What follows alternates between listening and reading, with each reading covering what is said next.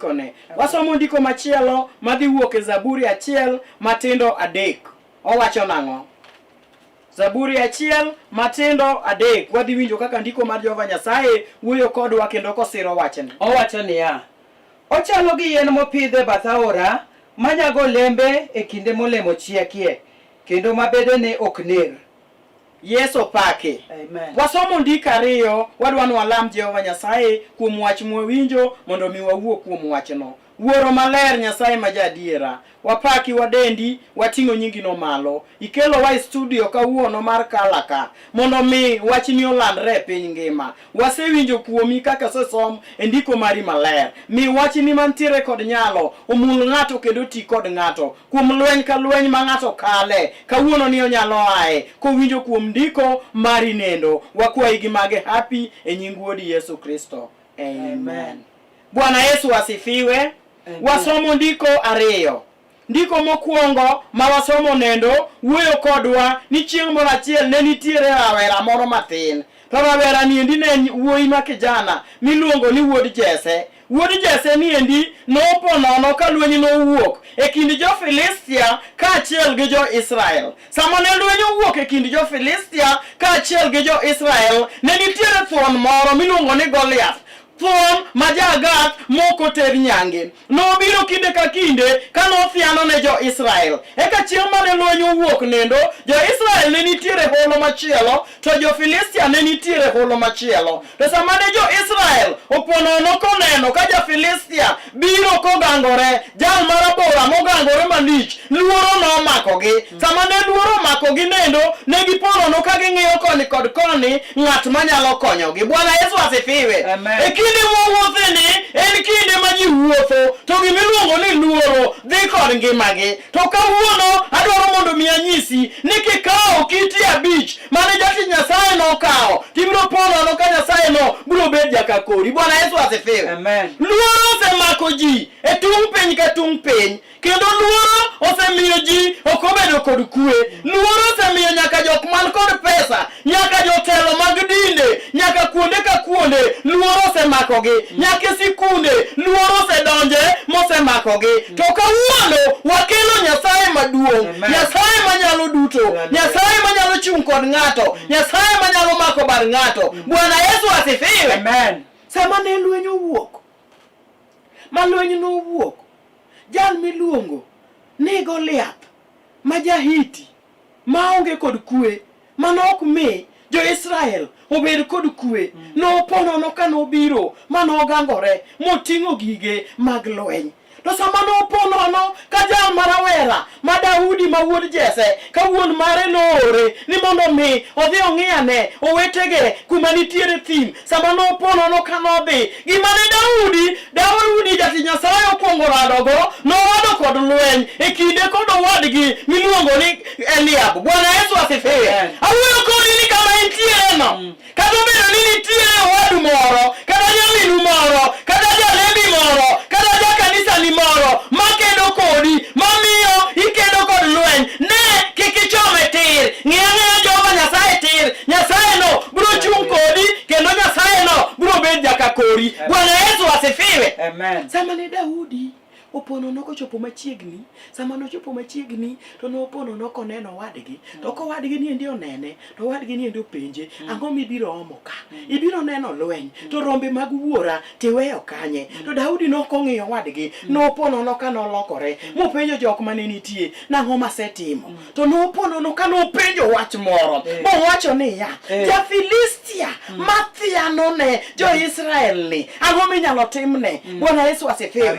To noponono ka nodhi gi chir mondo mi odhi oked gi jal miluongo ni ja-Filistia. Sama nojitolea kara lweny, ka ng'ato ni dwa dhi e lweny to jitolea. Daudi nojitolea moponono kochimo lweny, to noponono ka nopenjo jok man bute ni ka ng'ado wi ng'ani matieko to ditim nang'o? Bwana Yesu asifiwe. Amen. Saulo nong'iye mokaka no thin ing'eni ng'ato nyalo jari ni thin kendo ng'ato nyalo ng'iyi kong'iyi to kone gima ber manyalo wuok kuomi tawacho ni niya ka Nyasaye nitiere kodi Nyasaye nyalo mako badi kati ja praise to ng'ato nyalo ng'iyi mong'e niya mowach niya ni ne kako nyisore ka Nyasaye nitiere kodi to Nyasaye nyalo mako badi ineno ng'iya nene to lweny magoyini en lweny moa kar kanye Daudi noponono kano chodore ni koro dhi e lweny sama no chodore no dhi e lweny jal miluongo ni Saulo mane jatelo no kaw lewni madongo mag duong mondo mi orwakne jal miluongo ni Daudi sama no ponono korwako ne lewni geko Daudi no wacho niya gigi pek mokanyal dhigo ineno jomoko dhi e lweny to ka gidhi e lweny to girwako lewni mok mekgi Yesu pake girwako gik mok mekgi Daudi nolonyo lewni mag Saulo moketo piny to sama nochako wuoth ka koro dhi to chopo e aora to kochopo e aora to chopo e aora kanyo to kawo kiti abich mapoth poth Yesu pake ang'omiyo Daudi nok nyal kwanyo kite oko nodhi mane aora ng'ato ka ng'ato niga aora ne opaki Yesu maka wuono kionge kod aora mikwanye kiti abich motegno tawacho ni niya manyie aora minyalo dhi ikwanye kiti abich mapoth poth Yesu pake Daudi nokawo kite mag aora nikech nong'eyo ni kite mantiere oko gi kite go ok poth poth to Jehova Nyasaye ne dwaro mondo mi oti kod kidi mapoth poth kokadho kuom Daudi sama nosechopo e aora to kwanyo kidi number 1 kidi number 1 miluongo ni yie Bwana Yesu asifiwe na wacho ni topic makawuono en gi miluongo ni kiti abich mapoth poth kidi number 1 mani luongo ni yie omuga yie ratego yie mane ochung kod ng'ato an mama ochung e dieru ka miluongo ni Dorcas Omolo ni yie mane okadho koda yie ratego nyalo kadho kod ng'ato ka ng'ato ni e lweny Bwana Yesu asifiwe yie nokadho koda katende dala moro mar joka bode ikasaye kacha dala maonge gima ber minyalo yude ma jaduong' makwarwa en jal manoporono ka nigi tuo mar nyinyo koka yudo ka dayo bende onge adong kod jaoda kachako dak e dalano anyuolo nyithindo to nyithindo tho aonge kod kwe Bwana Yesu asifiwe nakawo yie ratego yie omuga kanyuolo nyithindo to nyithindo tho e thurwa kucho e piny Bunyore nokane gima chal kamano to joluo nochaka ni dhako ma jakisoni nyuolo nyithindo to nyithindo tho sama nakawo yie omuga mawacho ni yie adwa dhi kodi adwa neno gik madongo mitimona yie nomiyo anyuolo nyithindo kawuono an go Yesu pake samoro in dhako moro in kamoro ionge kod kwe kaka naonge kod kwe e dala joka bodo ionge kod kwe e kari mar tich kaka naonge kod kwe kawane yie odiochieng' makawuono mano kidi mapoth poth namba 1 Bwana Yesu asifiwe yie omuga yie ratego kikawo kawuono miponono kidhi godo to Nyasaye no nyaka bed jaka kori kendo Nyasaye no nyaka umi kendo Nyasaye no nyaka pandie botipone Bwana Yesu asifiwe yie omuga kidi namba 2 na wacho ni gin kiti abich to mapoth poth to kwany gi aora to in aora mane mimodhe adwana mi penjo ni en aora mane mikwanye kitegi ikwanyo gi e liaro oko kosi kwanyo gi e aora ma aora e mapoth poth en aora mane ma inidhiye mondo mi kwany kitegi Yesu pake an aora makwanye kitega en kanisa mar duond warruok manokwanya ka leo koka nyalo kanisa motelne gi Archbishop Mama Winnie Owiti jatelo mamalo chutho makawuono ni oloso chokruok mang'ongo e piny mambo leo arwako ji duto te mondo mi bi nene yie mang'ongo manambe naponono kanotimona kolos convention maduong' ema naponono kanayudo yie mawacho niya ni yie ni nyaka chung' koda Bwana Yesu asifiwe arwaki ng'at Nyasaye kamoro amora minena e piny mambo leo kacha waloso chokruok mang'ongo bine e gik madongo ma Nyasaye timo yie maseneno kosechung' koda yie moseuma Bwana Yesu asifiwe gikidi namba 2 en wach Jehova Nyasaye kamoro amora miwuothe kod wach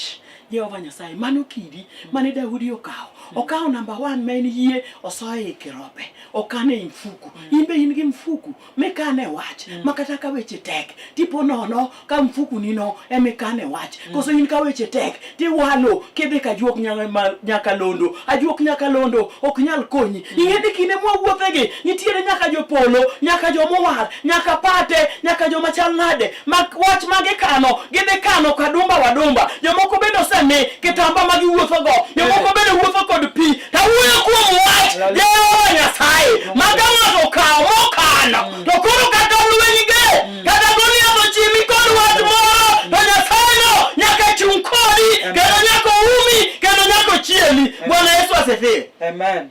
Kidi namba 3. Bolruok.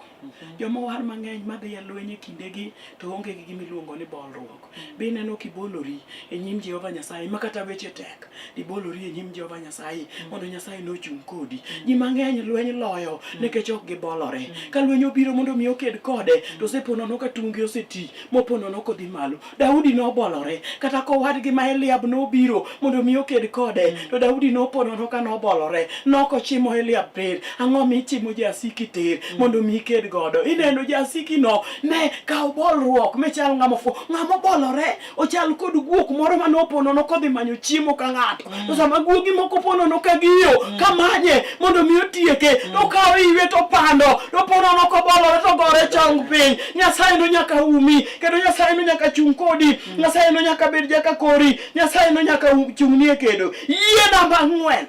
Kidi namba 4 en miluongo ni lam. Ji mang'eny wigi osewil gi miluongo ni lam. Sama weche tek, lam Jehova Nyasaye. Mondo mi Nyasaye no ochung kodi kendo Nyasaye no obed jaka kori. Bwana Yesu asifiwe. Yie namba 5 en pako. Daudi no pako Jehova Nyasaye mowilo ji wasike.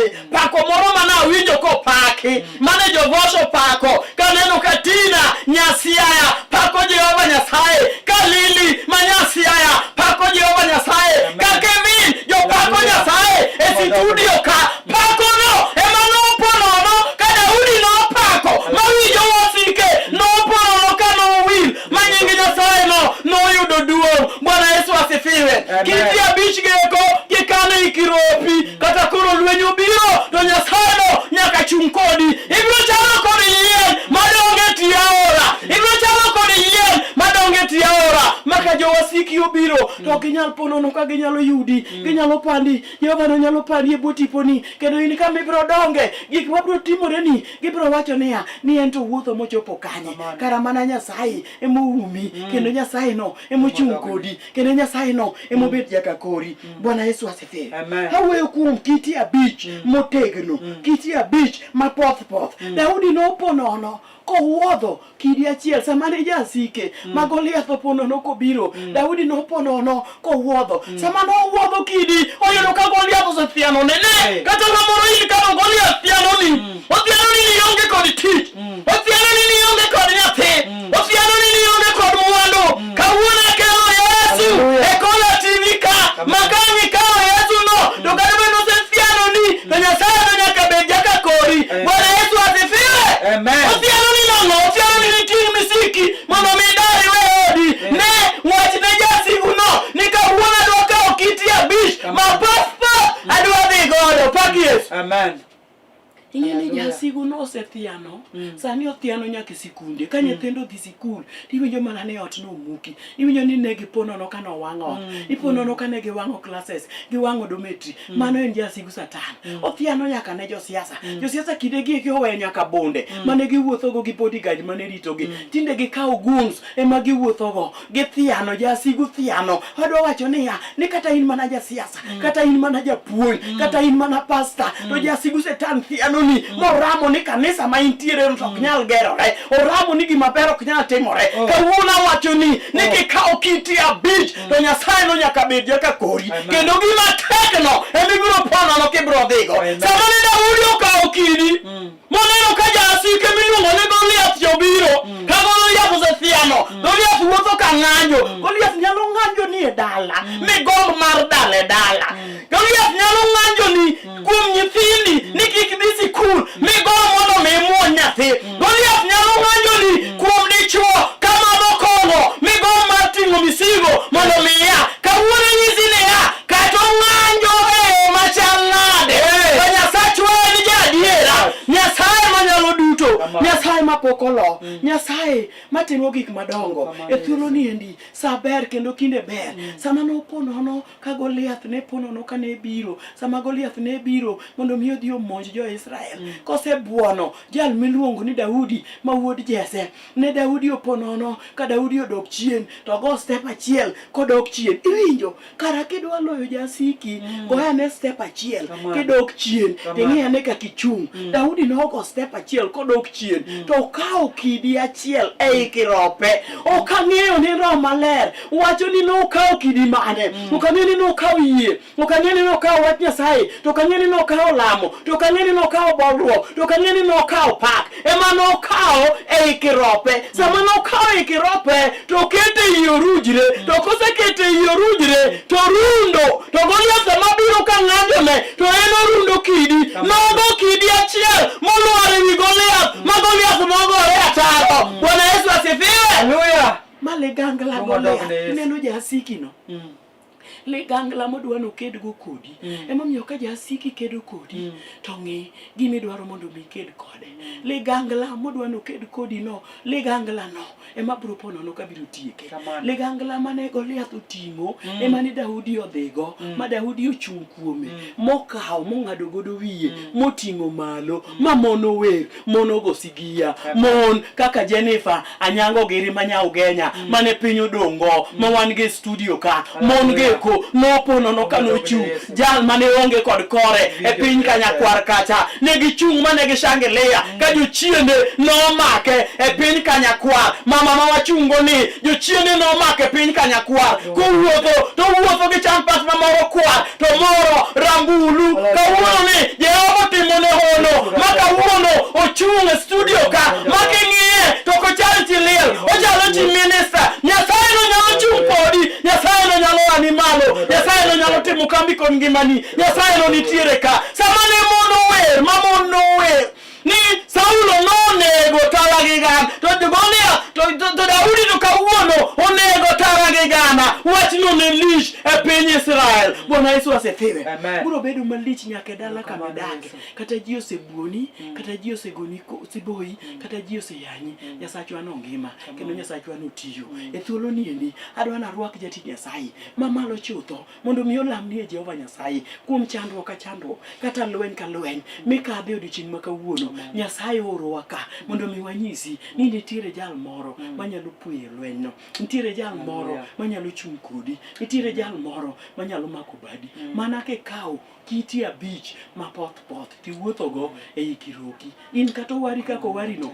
be in gi mfuku mikane kiti abich jomoko war to gionge gi mfuku magikane kiti abich anyisi ni akawuono manye mfuku mondo ikane kidi abich geko kidigo ibiro wuodho gi mondo Nyasaye no obed jaka kori wadwa lamo ni Jehova Nyasaye mondo Nyasaye chung' kodi kendo Nyasaye no obed jaka kori Nyasaye ogwedhi jatich Nyasaye kalamo Jehova Nyasaye kaka ng'wono ne nitie Bwana Yesu asifiwe. Amen. Wagone Nyasaye maduong' erokamano. Hallelujah. Kuom weche mag ng'wono ma wasewinjo.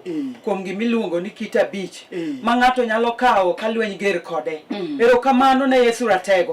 Okinyi ber wadwa lamo kodi Nyasaye. Ok ang'eyo ni wach mane mikale. Ok ang'eyo ni lweny mane mikedo. To Nyasaye osenyisowa yo ma wanyalo luwo mondo watony. Agone Ruoth erokamano. Kamoro amora miwinjo duondwa.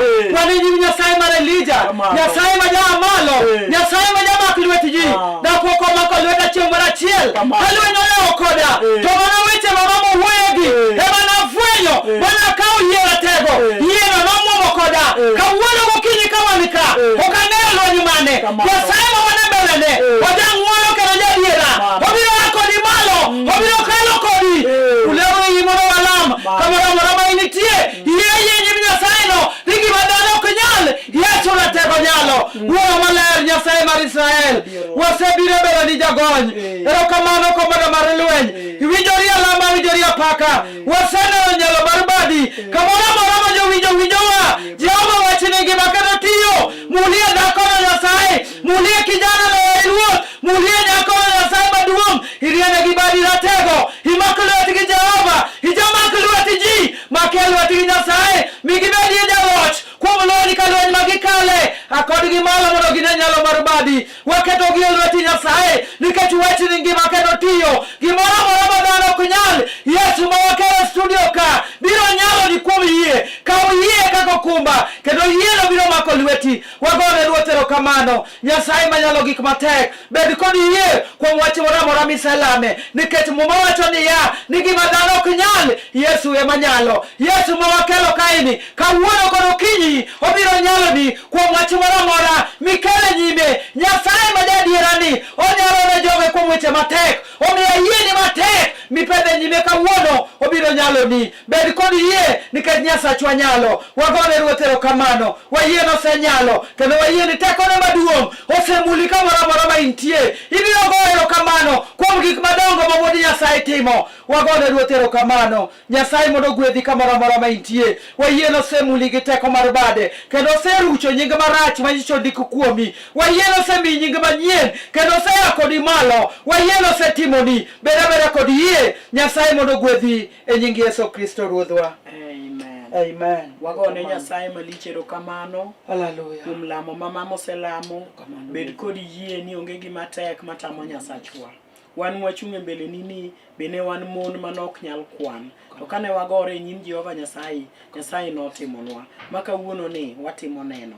Kata ka in ng'at misando gi kisoni kamoro kaka ni sanda ka e piny Maseno mabiro tede piny Kolwa to ni sanda gi jochiende ma kisoni. Nyasaye otimona ng'wono maka wuono an nyaka genye kwaya. Nyasachwa no emwa keloni. Bwana Yesu asifiwe. Anyalo wacho ni namba na en 0727327504. In case ni intiere kod wach moro tinyalo goyo namba no mondo mi wakonyre kodi mondo Nyasaye no obed jaka kori kendo Nyasaye no umi. E kanisa ma wantiere iluongo ni Nyamasaria Voice Church.